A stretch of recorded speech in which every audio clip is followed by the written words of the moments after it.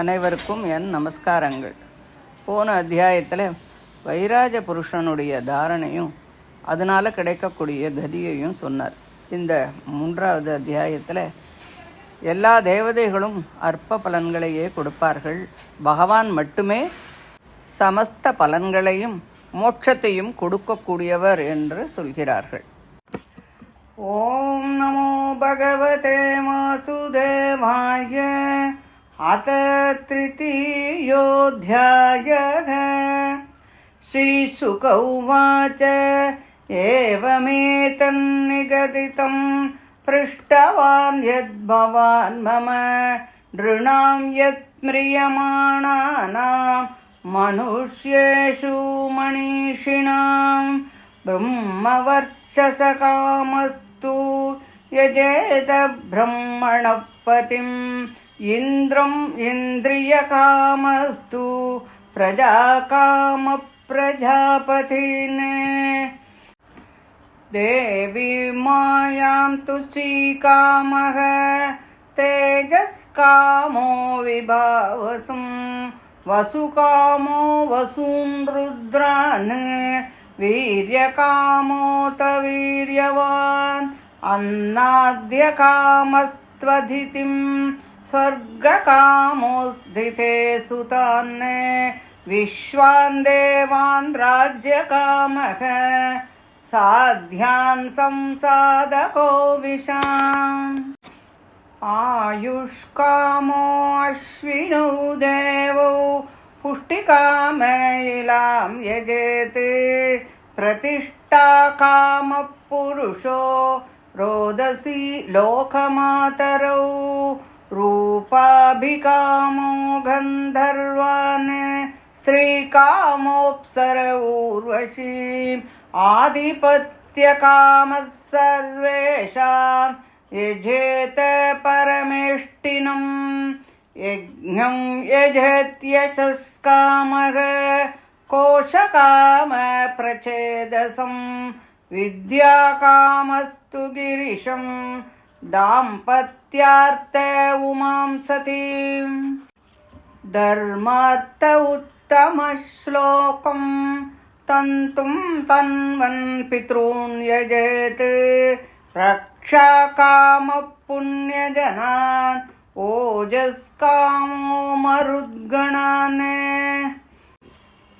राज्यकामो मनुन् देवान् निवृत्तिं त्वभिचरन् यजेत् कामकामो यजेत् सोमम् अकामः पुरुषं परम् अकामः सर्वकामो वा मोक्षकाम उदारधीः तीव्रेण भक्तियोगेन यजेत पुरुषं परम् एतावानेव यजताम् इह निःश्रेयसोधयः भगवत्यचलो भावो यद्भागवतसङ्गतः ज्ञानं यथा प्रतिनिवृत्तगुणोर्मिचक्रम् आत्मप्रसाद उत यत्र गुणेष्वसङ्गः कैवल्यसम्मतपतस्त्वथ भक्तियोगः को निर्वृतो हरिकथासुरतिं न कुर्यात्।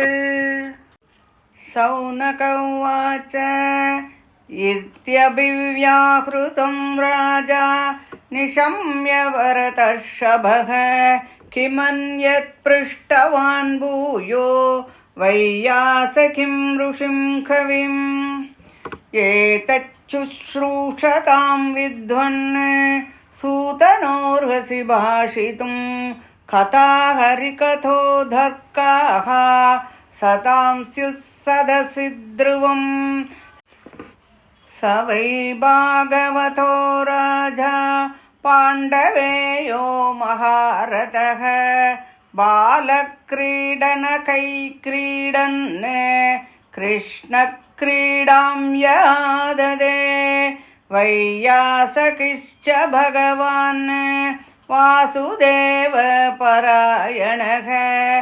उरुगाय गुणोदाराः सतां स्युर्हि समागमे आयुर्हरति वै पुंसाम् उद्यन्नस्तं च यन्नसौ तस्यर्थे यक्षणो नीत उत्तमश्लोकवार्तया तरवः किं न जीवन्ति वस्त्रा किं न स्वसन्त्युत न खादन्ति न मेहन्ति किं ग्रामे पशवो परे श्वविड्वराहोष्ट्रकरैः संस्तुतः पुरुषः पशुः न यत्कर्णपथोपेतो जातु नाम गदाग्रजः विलेपतोरुक्रमविक्रमान्ये न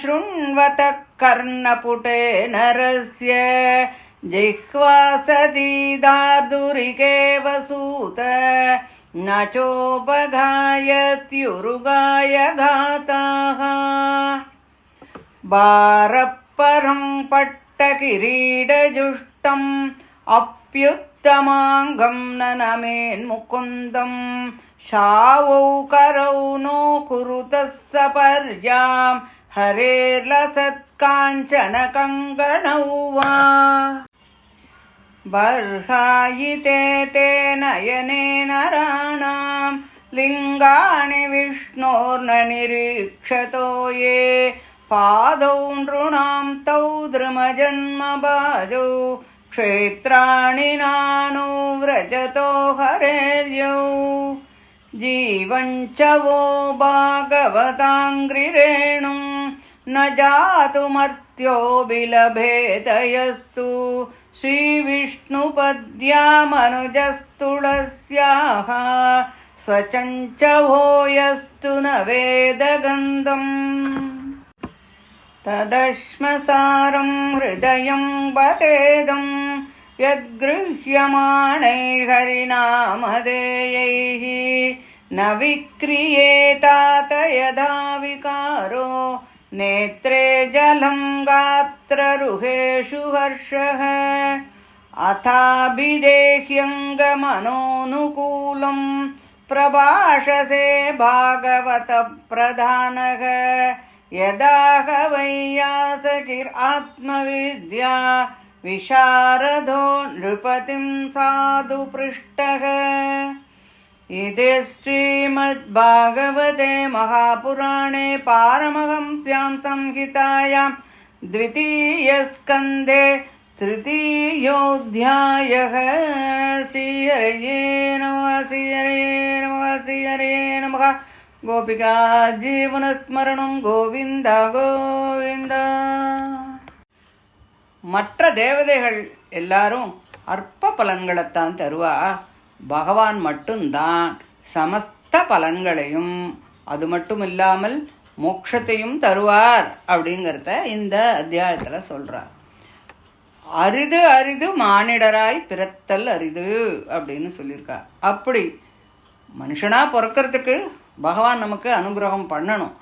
அப்படி அந்த பகவத் அனுகிரகத்தினால மனுஷனாக பிறந்தாலும் மதி இருக்கணும். அந்த மதியில் கெட்டிக்காரால மதி சிறப்புடையோர் அரிது.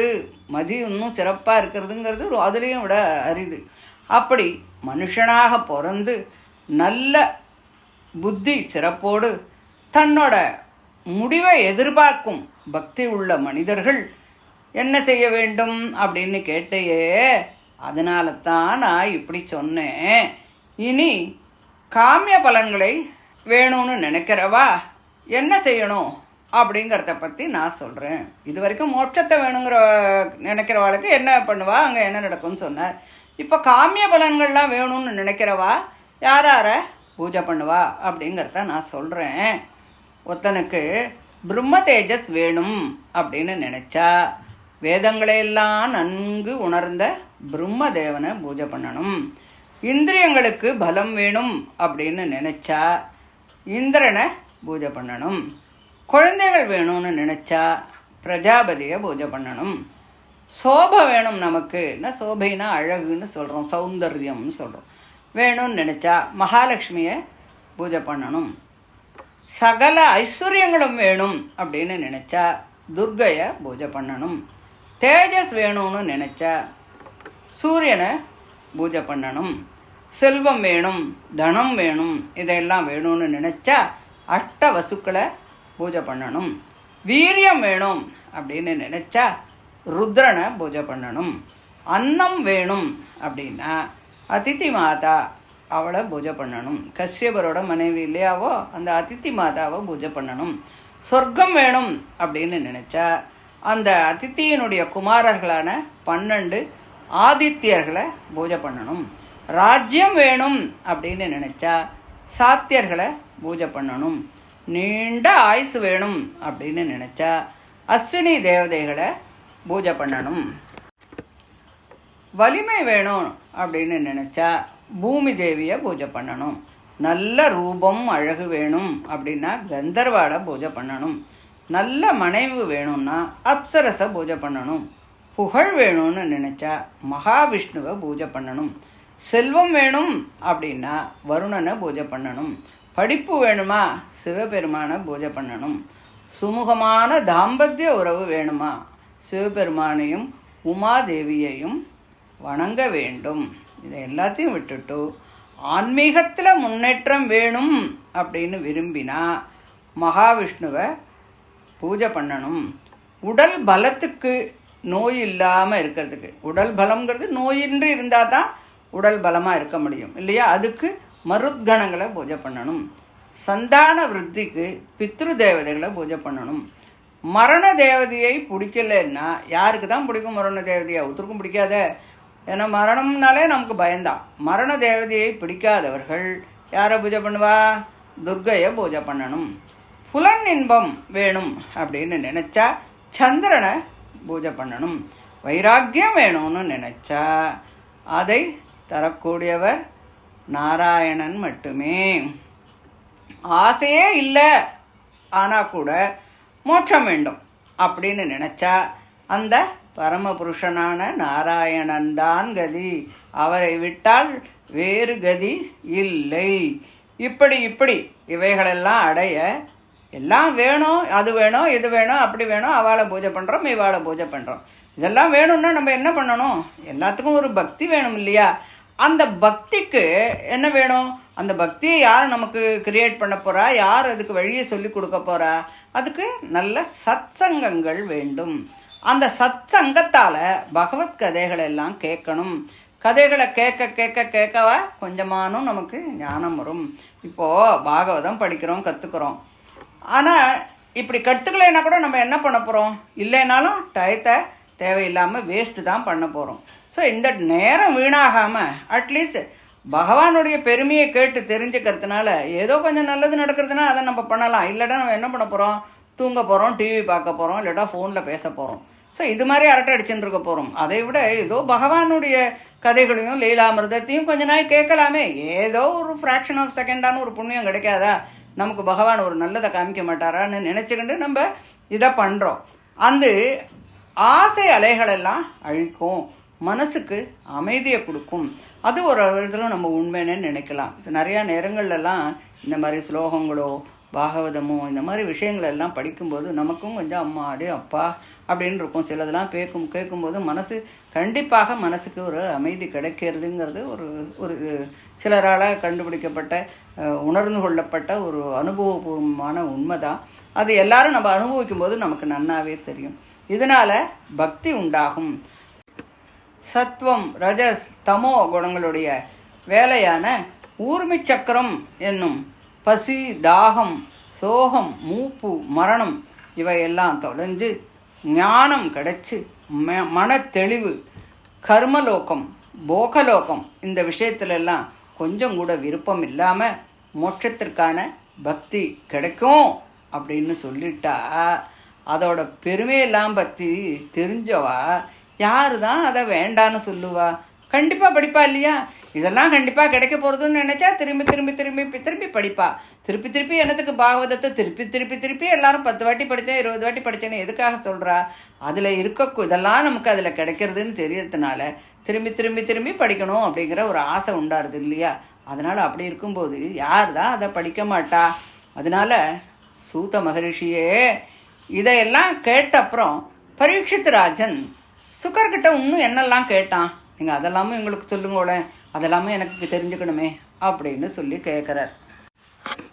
பாண்டு வம்சத்தில் பரீட்சித்து ராஜன் பிறந்தான். அவன் குழந்தைன்னா அது எல்லாம் விளையாடும் செய்யும் ஒரு வயசில். அது ராஜா வீட்டு குழந்தையாக இருந்தாலும் சரி, ஏழையாத்த குழந்தையாக இருந்தாலும் சரி, குழந்தைகள்னாலே அது ஒரு விளையாட்டை விளையாடத்தான் செய்யும் ஒரு குறிப்பிட்ட வயசு வரையும். அதுக்கப்புறம் தான் இந்த காலத்தில் நிறைய படிக்க வேண்டியிருக்கு, தூக்க முடியாமல் மூட்டையை பின்னாடி சுமக்க வேண்டியிருக்கு, ஹோம்ஒர்க் எழுதுறேன்னு காத்தாலேருந்து ராத்திரி மட்டும் எழுத வேண்டியிருக்கு. ஆனால் ஜென்ரலாக குழந்தைகள்னால் ஒரு டயத்தில் விளையாடத்தான் செய்யும். அப்படி பரீட்சித்து ராஜன் குழந்தையாக இருக்கும்போது என்னத்தை விளையாடுவான்? எல்லோரும் கிரிக்கெட்டை விளையாடுவேன்பா, இல்லை வேறு ஏதானே ஒன்று விளையாடுவேன்பா. ஆனால் பரீட்சித்து ராஜன் என்ன பண்ணான்னா, அப்பவும் அந்த விளையாட்டில் கிருஷ்ணனை வச்சுட்டு ஒரு பூஜையை பண்ணிட்டுருப்பானான். அதுதான் அவனுடைய விளையாட்டான். அப்படின்னா பாருங்கோ, விளையும் பயிர் முளையிலே தெரியும் அப்படின்னு சொல்லுவாள். அந்த குழந்தையிலேருந்தே அப்பேற்பட்ட ஒரு பக்தியாம் அவனுக்கு.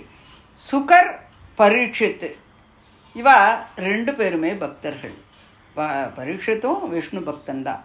சுகர் பிரம்மத்தை உணர்ந்தவர். எப்போ ஏற்பட்டவா 2 பேரும் பாருங்க. இப்போது இவா 2 பேரும் பேசிண்டான்னா அவள் 2 பேரும் என்னத்தை பேசுவா? சினிமா கதை பிடிச்சவா 2 பேர் சேர்ந்தாள்னா சினிமா பற்றியா, அந்த சினிமா அப்படி, இந்த சினிமா அப்படி, அந்த ஆக்டர் இப்படி, இந்த ஆக்டர்னு பேசுவா. ஊரம்பு பேசுகிறவா அவாத்தில் இப்படி, இவாத்தில் இப்படி, எய்த்தாத்தில் அப்படின்னு அதை பற்றி பேசுவா. அதே மாதிரி தன்னுடைய குடும்ப விஷயத்தை பற்றி பேசின்னு இருக்கவா அதை பற்றி பேசி டிஸ்கஸ் பண்ணுவாள். அப்படி யாருக்கு எதில் ஒரு இன்ட்ரெஸ்ட் இருக்கோ, இப்போ நம்மளே ரொம்ப பாகவதத்தில் ஆசை இருந்து அவளும் படிக்கிறவாளாக இருந்தால் என்ன பண்ணுவோம், அந்த பாகவதத்தை பற்றி பேசுவோம். ஸோ அது மாதிரி அப்படி ஒருத்தருக்கு ஒருத்தர் இருக்கும்போது அவள் 2 பேரும் மகா பக்தர்கள். என்னத்தை பேசுவா? பகவத் குணங்களை பற்றி தானே அவள் பேசுவா. ஒருத்தனுடைய வாழ்நாளில் ஒரு தரமாவது பகவானுடைய கதைகளெல்லாம், அந்த உத்தமமான சரித்திரங்களை எல்லாம் கேட்கணும். அப்படி செலவு பண்ணாத, கொஞ்ச நேரம் கூட செலவு பண்ணாத அந்த மனுஷனுடைய ஆயுசு வெறும் வீண்தான். மரம் மட்டையெல்லாம் வாழலையா, அது என்ன கதையாக கேட்குறது? அது மாதிரி ஆடு மாடெல்லாம் இல்லையா, அதெல்லாம் பகவான் கதையாக கேட்குறது. ஸோ அதனால் நமக்கும் அந்த ஆடு மாட்டுக்கும் எந்த வித்தியாசமும் இருக்காது. தினமும் இன்றைக்கி போச்சுன்னா நாளைக்கு காத்தாலைக்கு பார்த்தா ஒரு நாள் நம்மளுடைய லைஃப் டைம் குறைஞ்சி போச்சு. அப்படி நம்மளுடைய ஆயுளினுடைய கதி அப்படி இருக்கும்போது கொஞ்ச நேரம், சிறிது நேரமாவது அந்த பகவானுடைய நாமத்தை சொல்லாட்டா, திரிவிக்ரம அவதாரம் பண்ணி பாதார விந்தத்தால் இந்த உலகையே ஸ்பரிசித்த அந்த பகவானுடைய கதைகளை கேட்காத காதுகள் இருந்தும் பயனில்லை. அப்படி பகவான் கதையை கேட்காட்டா அவன் ஒரு நாய் மாதிரி, பண்டி மாதிரி, கழுத மாதிரி தான் அவன். பகவான் கதையை கேட்காத அந்த காது ஒரு எலி வலை மாதிரி அல்லது ஒரு பாம்பு புத்து மாதிரி தான். அவனுடைய குணத்தை பாடாத அந்த நாக்கு ஒரு தவளையின் நாக்குக்கு சமம். அப்பேற்பட்டவனுடைய தலையில் பட்டு தலைப்பாக இருந்தாலும் சரி, கிரீடம் இருந்தாலும் சரி, எத்தனை அலங்காரம் இருந்தால் தான் என்ன, அது எல்லாம் வெறும் சுமைதான். கையில் கங்கணம் போட்டுருந்தாலும், தங்க கவசம் போட்டுருந்தாலும், பகவானை பூஜை பண்ணலைன்னா அந்த கரங்கள் ஒரு சவத்தோட கரத்துக்குத்தான் சமானம். பகவானை பார்க்காத கண்ணு மயில் தோகையில் இருக்கக்கூடிய ஒரு கண்ணுக்கு சமம். அந்த மயில் தோகையில் இருக்கிற கண்ணால் எதையானும் பார்க்க முடியுமா? ஸோ அதுக்கு தான் அது சமானமாகும். அதனால் யாருக்கு என்ன பிரயோஜனம்? பார்க்க முடியுமா? முடியாது இல்லையா? புண்ணியஸ்தலங்குக்கு போகாத இந்த காலெல்லாம் எதுக்கு சமம்? ஒரு மரக்கட்டைக்கு தான் சமம். விஷ்ணுவினுடைய பாதத்தில் இருக்கக்கூடிய துளசியை ஒரு முறையாவது முகரலைன்னா அவன் ஒரு மூச்சு விடும் சவம்தான். பகவானுடைய கதைகளையும் பெருமைகளையும் அவருடைய லீலைகளையும் கேட்டு ஒருத்தனுடைய கண்ணுலேருந்து அப்படியே நீர் பெருகலைன்னா, உடம்புல மயிர்கூச்சல் இல்லைன்னா, மனம் சந்தோஷம் அடையலைன்னா அவனுடைய ஹிருதயம் ஒரு இரும்புக்கு அல்லது ஒரு கல்லுக்கு சமானம். சூதரே, நீங்கள் ரொம்ப மனசுக்கு இதமான விஷயங்களை எல்லாம் நீங்கள் சொன்னீள். பரீட்சித்து ராஜனால் கேட்கப்பட்ட கேள்விகளுக்கு சுக மகரிஷி என்ன பதில் சொன்னார் அப்படிங்கிறதையும் எங்களுக்கு சொல்லுங்கோ அப்படின்னு சொல்லி சவுனகாதிகள் கேட்குறா அப்படின்னு சொல்லி இந்த 3வது அத்தியாயம் முடிகிறது. இதனுடைய தொடர்ச்சியை 4வது அத்தியாயத்தில் பார்க்கலாம். தேங்க்யூ.